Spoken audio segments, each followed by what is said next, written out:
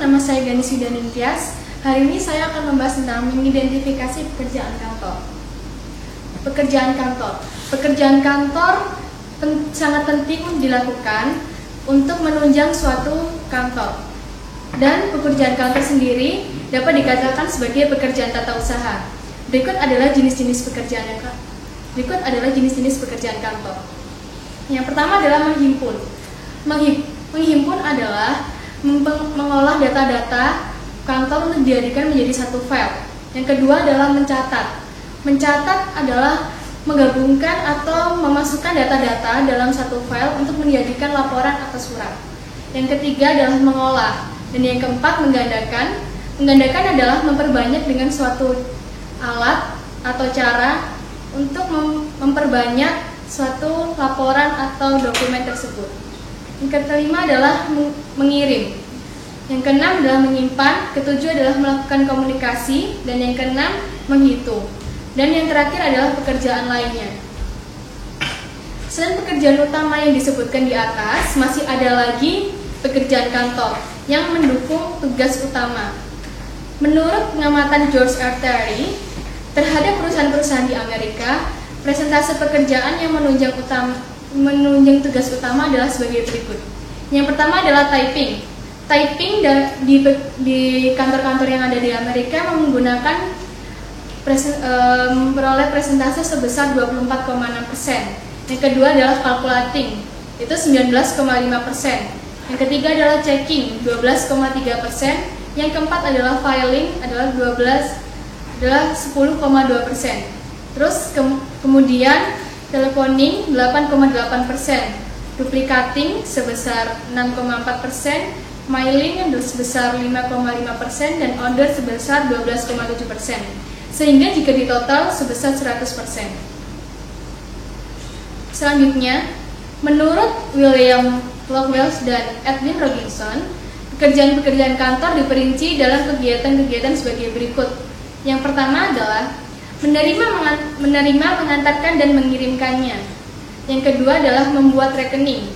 Ketiga, surat menyurat, mendikte, dan mengetik. Yang keempat, menyimpan warkat. Yang kelima, menyampaikan hutang dan mengumpulkan perhitungan yang belum terselesaikan. Yang keenam, mengurus, membagi, dan mengirimkan surat pos. Yang ketujuh, pekerjaan memperbanyak warkat dan membutuhkan alamat. Yang kedelapan, macam-macam pekerjaan seperti menelpon, menerima tamu, atau pekerjaan pesuruh, atau dalam kata lain adalah kurir.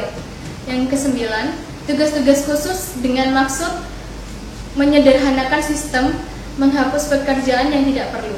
Yang ke-10 atau yang terakhir, membuat warkat-warkat, mencatat, dan mengirimkan. Ciri-ciri pekerjaan kantor. Yang pertama, bersifat pelayanan. Yang dimaksud bersifat pelayanan adalah pekerjaan kantor itu dapat dikatakan sebagai pelayanan publik. Yang kedua adalah bersifat terbuka dan luas. Pekerjaan kantor tidak hanya melulu dalam suatu itu saja, tetapi dapat diartikan dalam bentuk lain, seperti contohnya yang telah saya sebutkan tadi. Ada beberapa pekerjaan kantor, yaitu contohnya adalah typing, calculating, dan sebagainya. Yang ketiga adalah dilakukan semua pihak. Pekerjaan kantor tidak hanya dilakukan oleh sekretaris, direktur, maupun staf tersebut, tapi pekerjaan kantor dapat dilakukan oleh semua pihak, termasuk yaitu typing. Hasil jasa atau produk kantor. Yang pertama adalah surat. Tahukah Anda apakah itu surat? Nah, di sini saya akan membahas apakah itu surat.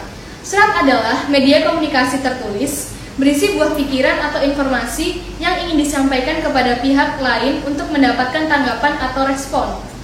Nah, kegunaan surat tersebut adalah satu, sebagai alat komunikasi, karena surat dapat dikatakan sebagai duta organisasi. Yang kedua, sebagai alat pengingat jika sewaktu-waktu diperlukan. Maka dari itu, surat perlu untuk di-filing. Yang ketiga adalah sebagai alat bukti tertulis atau otentik. Yang keempat, dapat menjadi nilai historis. Yang kelima, seperti yang saya sebutkan tadi, yaitu sebagai duta organisasi. Dan yang keenam, sebagai dasar dalam pengambilan keputusan pemimpin. Yang kedua adalah laporan. Laporan adalah suatu bentuk penyampaian informasi, data, atau berita, baik secara lisan maupun tulisan. Laporan merupakan produk pekerjaan kantor karena di dalamnya terdapat kegiatan pencatatan, pengumpulan, pemeriksaan, pengetikan, dan pengolahan data. Selanjutnya, saya akan membahas tentang fungsi laporan. Laporan tersebut juga mempunyai fungsi tersendiri. Yang pertama adalah sebagai alat pertanggungjawaban. Yang kedua, sebagai alat menyampaikan informasi. Yang ketiga, sebagai alat pengawasan. Yang keempat, sebagai bahan penilaian. Dan yang kelima, sebagai bahan pengambilan keputusan.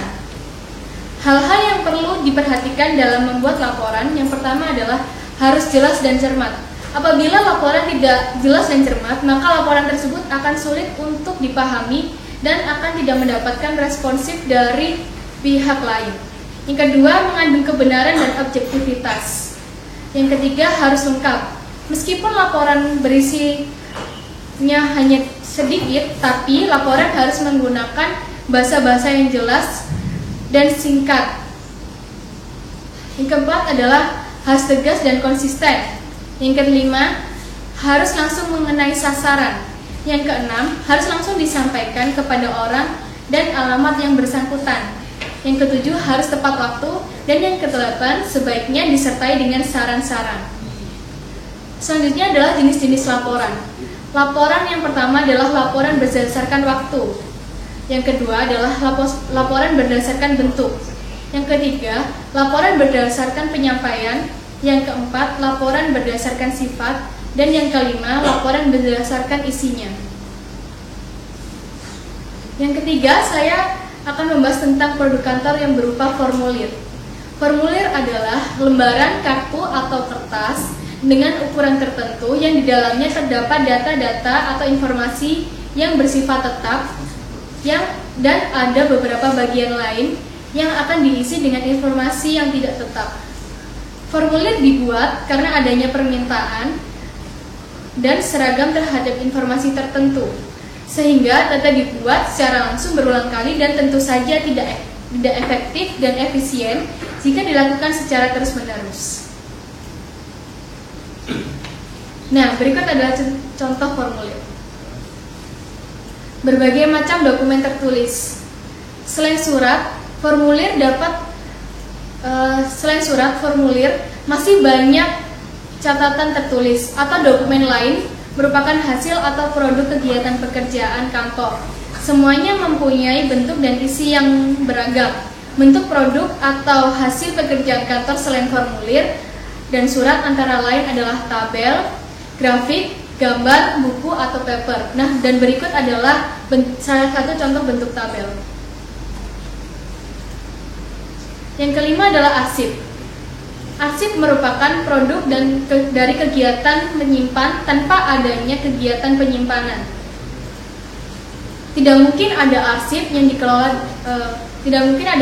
dikelola dengan baik. Arsip merupakan catatan berupa data atau data yang berupa tulisan, tercetak dan terekam. Jadi arsip tidak dapat berbentuk lisan.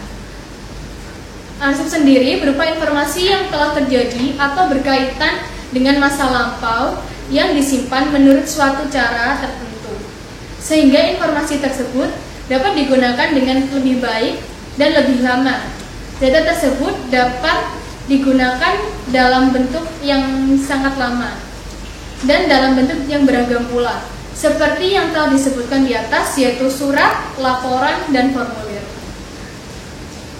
Terima kasih.